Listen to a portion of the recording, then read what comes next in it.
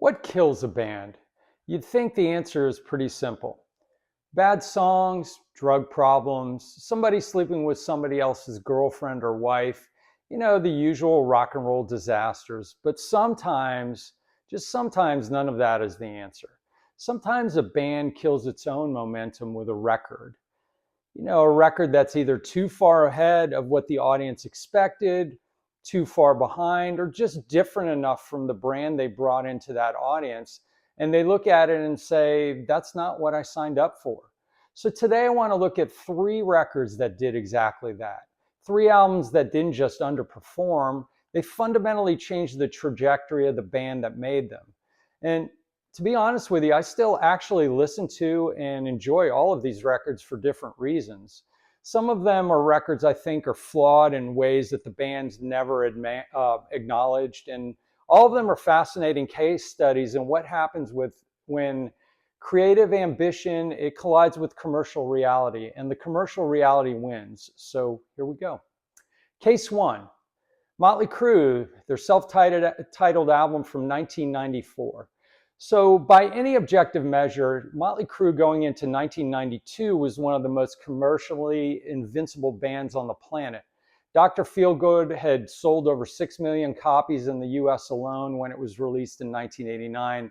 That one was produced by Bob Rock at the peak of his commercial hard rock powers. It ended up hitting #1 on the Billboard Top 200 album chart, and it spawned 5 hit singles.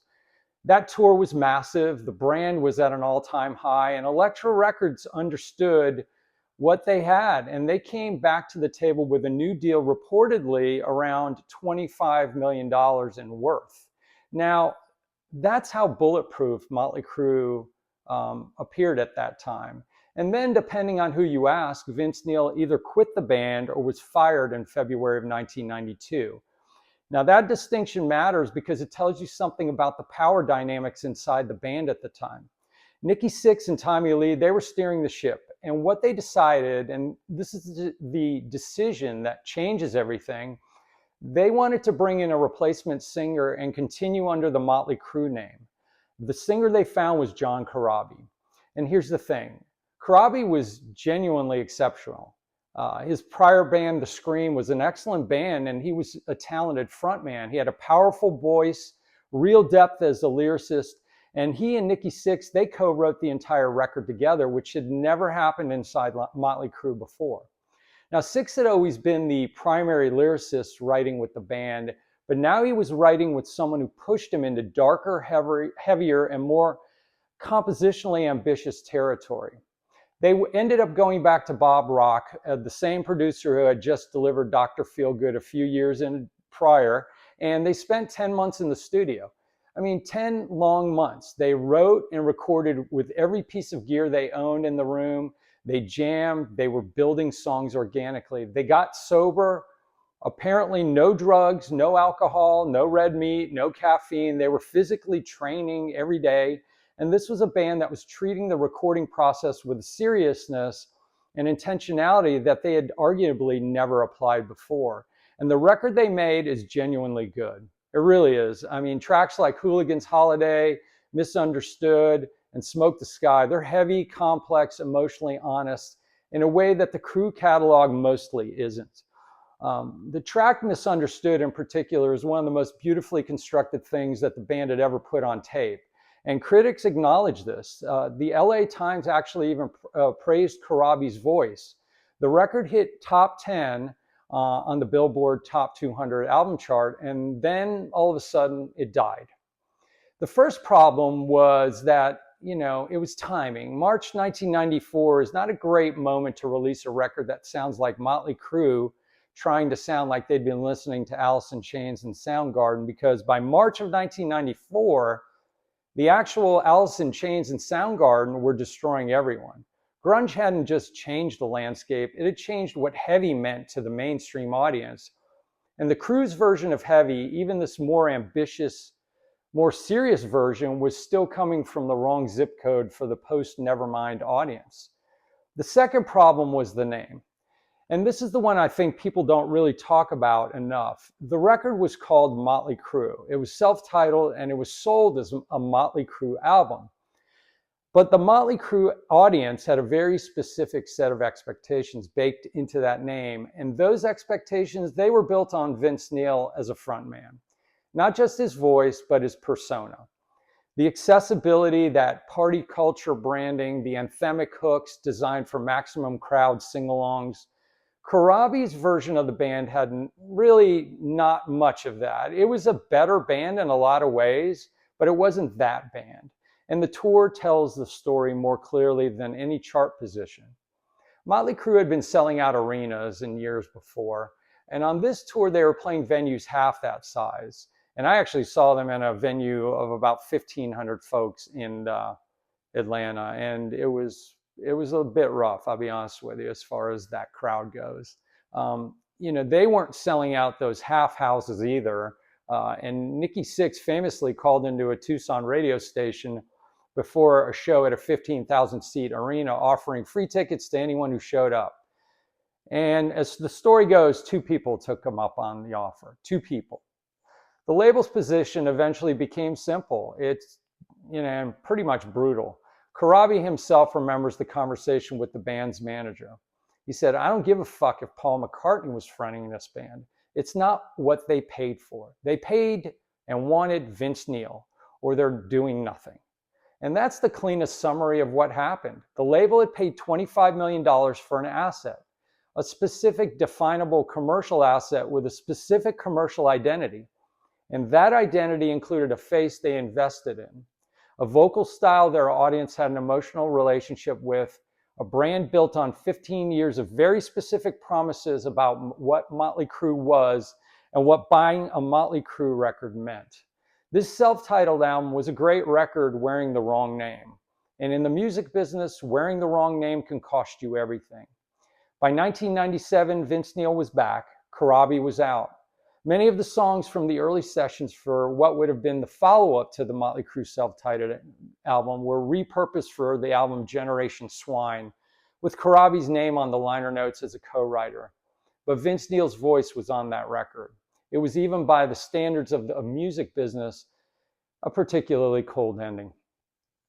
Case number 2, Whitesnake's Slip of the Tongue from 1989.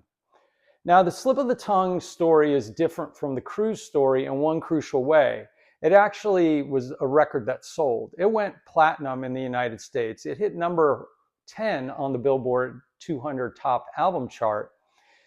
By any standard definition, it was a commercial success. So why does it belong on this list? Probably because it was the album that ended Whitesnake as a serious commercial force, and the reason it ended them is embedded in how it was made. It was a chain of accidents and substitutions that produced a record that sounded nothing like what the audience thought they were getting, even though they bought it anyway. And here's the setup. The 1987 Whitesnake album, as you know from my previous deep dive on that topic, it had been an absolute monster. 25 million copies worldwide through 2025. A number 1 single in Here I Go Again, Tawny Kitaen on MTV every 45 minutes. That's the peak David Coverdale had spent a decade building toward. Now he needs the follow-up. He and guitarist Adrian Vandenberg, they start developing material for this next record. Now, Vandenberg is creative and technically skilled, and most importantly, he's blues-rooted. His instincts naturally align with where Whitesnake had come from as a band. And the demos they're building at the Lake Tahoe sound reportedly like a return to that blues hard rock foundation. More Zeppelin, more classic Whitesnake. Then 2 things happen in quick succession. Vivian Campbell, the other guitarist from the 1987 touring band, leaves the band over musical differences.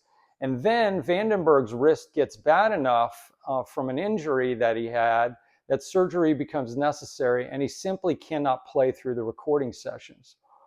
So Coverdale was under label pressure from Geffen with a release window to hit, making the call to bring in Steve Vai. Now, I want to be really clear about something. Steve Vai is one of the greatest guitar players who's ever lived in the rock realm. And what he does with a fretboard is genuinely extraordinary. And that's not the question. The question is whether what Steve Vai does with a guitar has any business being on a Whitesnake record. Vandenberg actually himself answered that question in an interview after the album came out. And he said a more bluesy approach would have suited the album better.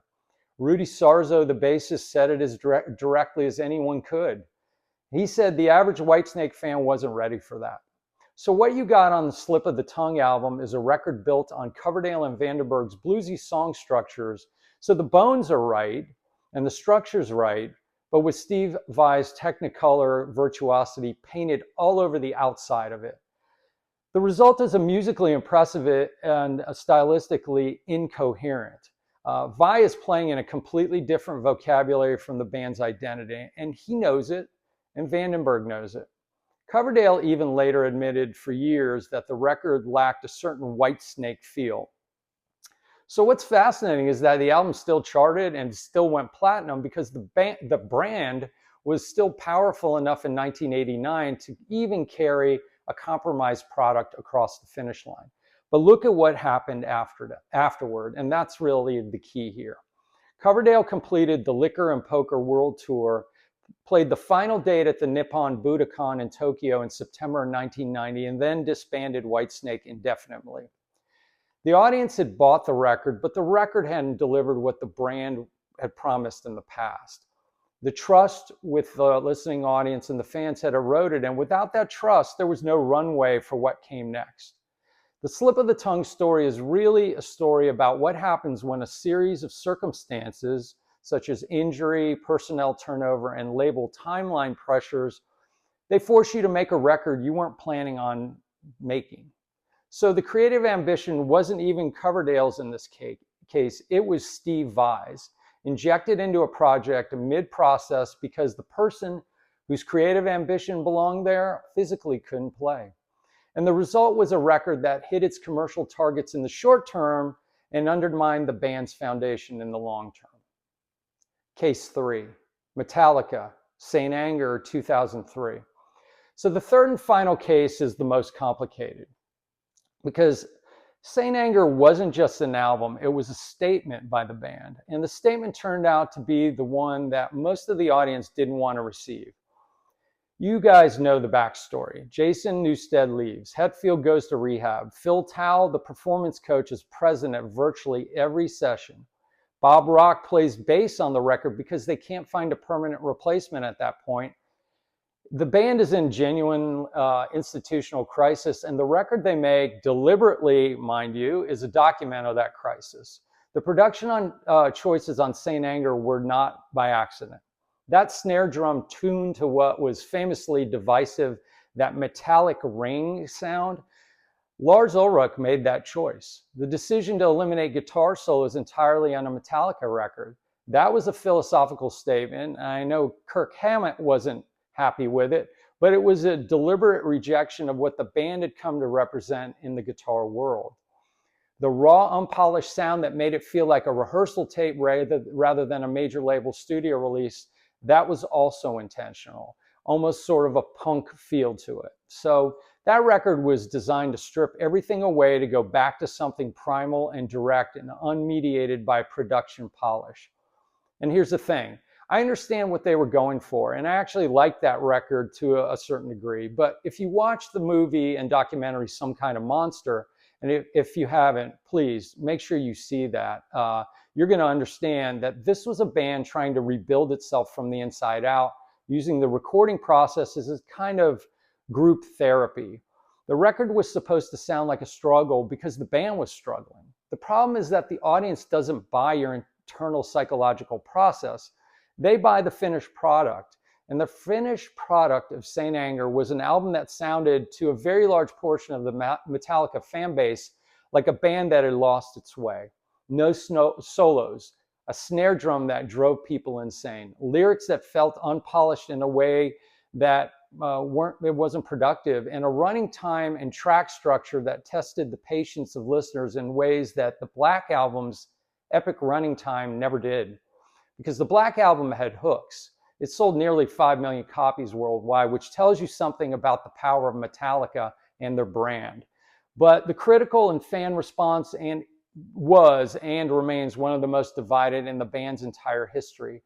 and the specific creative choices that made it divisive, the no guitar solos decision in particular, they were reversed almost entirely on the Death Magnetic album 5 years later. And that suggests that even the band understood eventually that St. Anger had been a corrective overcorrection. So what do these three records have in common? They're all case studies in the gap between what a band wants to make and what the audience signed up for. And they're all reveal different versions of that gap. The Crüe album is the case where the band made something genuinely better than their audience expected, and the audience rejected it because it came with the wrong name on the cover. The band promise was broken. Slip of the Tongue is a case where circumstances outside anyone's control produced a record that was stylistically misaligned with the band's identity, not because of creative ambition, but because of an injury and timeline pressure by Geffen Records. The band promise was diluted accidentally. Now, St. Anger by Metallica is the case where the brand deliberately broke its own brand promise and as an artistic statement, and then discovered that your audience's relationship with your sound is not actually yours unilaterally to renegotiate. None of these bands made these records carelessly. I mean, the Mötley Crüe album with Corabi came from 10 months of serious, sober, committed creative work. Coverdale poured everything he had into the Slip of the Tongue record under genuinely difficult circumstances, and Metallica were trying to save themselves. So the ambition in all three cases, they were, it was real. But here's the thing that the music business doesn't care about: your reasons. It cares about your results. And when the results don't match the expectations your previous work created, the machine doesn't give you points for effort. The Corabi record is the one I think history will ultimately, come back most and kind of smile on, if it hasn't already for a lot of you. Go listen to the track Misunderstood. Now that's a song that deserved about 5 million more people hearing it than they actually did. So drop your thoughts in the comments below. And, which of these three records do you think got the worst deal from the audience? And are there other albums that I should add to this conversation? I'd love to hear from you. Please subscribe if you haven't already. It really helps grow the channel. And I appreciate all of you that give me your comments and feedback. I enjoy interacting with you. So if you think there were other records that killed the band's momentum that nobody talks about, please put it in the comments below. And once again, subscribe if you're new here, and I'll see you on the next one.